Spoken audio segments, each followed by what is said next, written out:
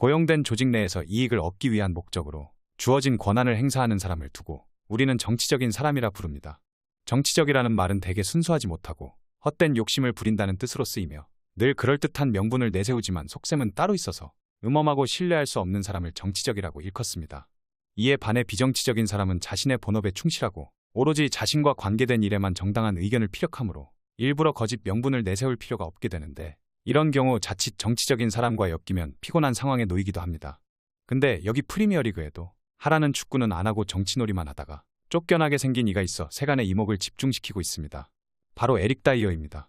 이 에릭 다이어라는 인간은 여러분이 생각하시는 것보다 훨씬 정치적인 사람으로, 그간 토트넘에서 순둥이 손흥민이 착하다고 순진하다는 점을 악용해 거칠애로는 친한 척, 잘해주는 척하며 뒤로는 정치질로 손흥민을 무시하거나 실제로 물리적 폭력을 행사하기까지 한 인물입니다. 그는 지난 시즌 주장단 중 하나로 선수들을 이끌었던 경력이 있습니다.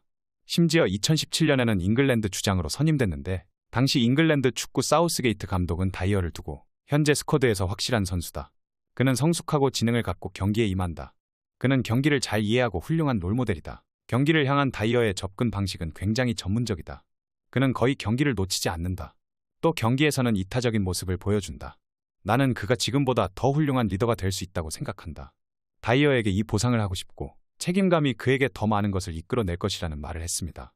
에릭 다이어는 내심 8년 동안 토트넘 팀의 주장으로 활약한 위고 요리스가 팀을 떠날 것이 확실해졌고, 해리 케인 역시 떠나는 마당에 새로운 캡틴이 나올 것이란 전망이 이어지자 본인이 주장이 되기를 바래왔던 것으로 보입니다. 토트넘 팀 내에서 고참급에 속한 에릭 다이어와 손흥민이었기에 당초 현지 팬들 사이에선 두 선수가 차기 주장 완장을 찰 것이란 전망이 많았습니다. 실제로 토트넘 팬사이트 스퍼스 웹은 토트넘의 캡틴이 될 수 있는 5인이라는 글을 게시하기도 했는데, 게시글에 언급된 선수는 손흥민, 피에르 에밀 호이비에르, 로메로, 로드리고 벤탄쿠르, 에릭 다이어였습니다. 그러면서 다이어도 유력 후보 중 한 명으로 꼽으며 손흥민보다 1년 앞서 토트넘 유니폼을 입은 그는 첫 4시즌간 수준급 수비수이자 수비형 미드필더 중 한 명으로 활약했다. 하지만 지난 2년간의 활약은 기대 이하였다. 특히 집중력이 떨어지는 장면이 자주 나왔다. 토트넘의 실점 장면에서 다이어의 지분은 상당했다는 평가를 내렸습니다. 이 같은 여론은 아는지 모르는지 에릭 다이어는 자신에게 주장을 달라며 케인이 이적하자 본인의 인스타에 주장완장을 차고 경기에 나선 사진을 올리기 시작합니다. 노골적으로 본인에게 주장을 시켜달라는 시위였습니다. 우리가 보통 회사 생활을 할 때도 일은 개뿔도 안 하면서 정치질로 승진도 잘하며 회사를 다니는 사람들이 있습니다. 에릭 다이어는 이 같은 자신의 정치질로 완장까지 획득하기를 바랬겠지만, 포스테코 감독은 이런 정치적인 다이어의 농간에 놀아나는 사람이 아니었고, 구단이 발표한 주장단에선 다이어의 이름은 없었습니다.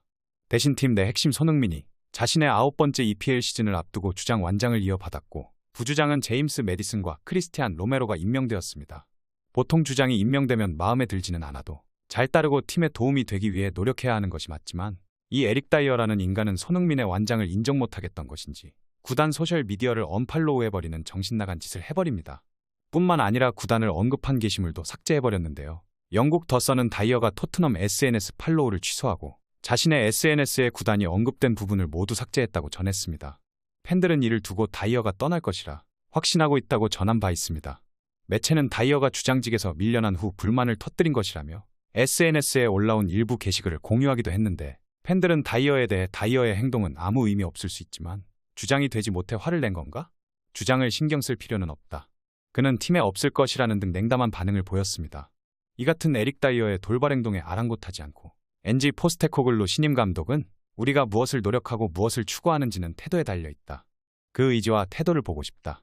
이를 실천하기 위한 리더십이 필요한데 손흥민이 주장이 돼야 한다고 생각한다. 주장만이 아니라 모두가 함께 만들어가는 것이니 다 같이 힘내자며 손흥민을 새 주장으로 선임했고, 이후에도 손흥민을 주장으로 선택한 건 가장 쉬운 일이었고 가장 잘한 일이라며 손흥민의 완장에 힘을 실어주는 모습을 보이기도 했습니다. 이 같은 감독의 신임에 손흥민 역시도 우리 모두가 책임감을 가지고 좋은 행동을 보여주면서 좋은 훈련 세션을 가지는 것이 중요하다. 또 지금 드레스룸이 제일 중요한 곳이라고 생각한다면서 모두 체계적인 준비가 중요하다는 걸 알 것이다. 정말 중요한 시즌이다. 하나로 뭉치자. 같은 목표를 같은 발걸음으로 우리에게 주어진 중요한 시즌을 나아가자고 강조했습니다.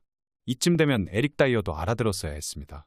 팀의 보탬이 되기 위해 손흥민 물이라도 한 번 더 떠주고 축구화라도 닦아주는 모습을 보였다면 계약 기간을 채울 수 있었을 것입니다. 하지만 이 에릭 다이어라는 인간은 본격적인 정치로 분탕을 치며 팀 분위기를 흐리기 시작합니다. 어두운 표정으로 표정을 찌푸린 채 혼자 중얼중얼하며 훈련장으로 걸어가서는 신입 선수들을 괴롭히며 시간을 보내는 것도 모자라 감독이 자신의 계획에 다이어가 포함되지 않는다는 점을 분명히 했음에도 토트넘에 남아 경쟁을 이어갈 뜻을 내비쳐 토트넘을 당황하게 만들었습니다. 그는 영국 풋볼 런던을 통해 난 29살이고 전성기에 접어들었다고 믿고 있다며 과거 토트넘에서 함께 뛰었던 얀 베르통원과 무사 덴벨레도 30대 초반의 전성기를 맞이했다. 내 전성기도 오고 있다는 것이 기대된다고 말했다는 것입니다. 팬들의 비난도 개의치 않는 모습을 보이며 난 비난을 신경 쓰지 않는다. 애초에 SNS를 보지 않으면 그것들은 내 마음에 존재하지 않는다. 가족과 감독, 동료들에게만 신경을 쏟는다고 전합니다. 한마디로 배째라. 나 여기서 후배들이나 괴롭히면서 팀 분위기 흐리고 분탕이나 치겠다는 것입니다.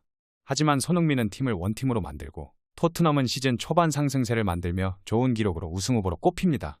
그러면서 다이어는 투명인간 취급을 당하는데 사실상 팀에서 말년병장 취급을 당하자 또 다시 정치질을 시작합니다. 감독을 제끼고 다니엘 레비 회장과 만나는 하극상을 벌인 것입니다. 주전에서 밀린 다이어는 리그 4라운드 벌리전에선 유망주인 애슐리 필립스에게 벤치 자리까지 내주며 사실상 토트넘 생활이 끝난 상태입니다. 아직 사우디아라비아행이 가능한 상황이지만 그는 사우디의 관심을 뒤로 한 채 1년 뒤 자유계약 선수가 되는 걸 택했습니다. 토트넘은 다이어에게 재계약을 제시할 마음이 없습니다. 이미 수비진이 완성된 데다가 손흥민을 필두로 한 주장단이 제 역할을 톡톡히 하고 있습니다. 이대로면 다이어는 다가오는 1월 해외 구단과 사전 계약을 통해 다음 목적지를 정할 수 있습니다. 근데 이 같은 정치질 끝판왕 에릭 다이어에게 꿈같은 이야기가 들려옵니다. 토트넘의 감독이었던 무리뉴가 다이어와의 재회를 원한다는 소식이 들려온 것입니다.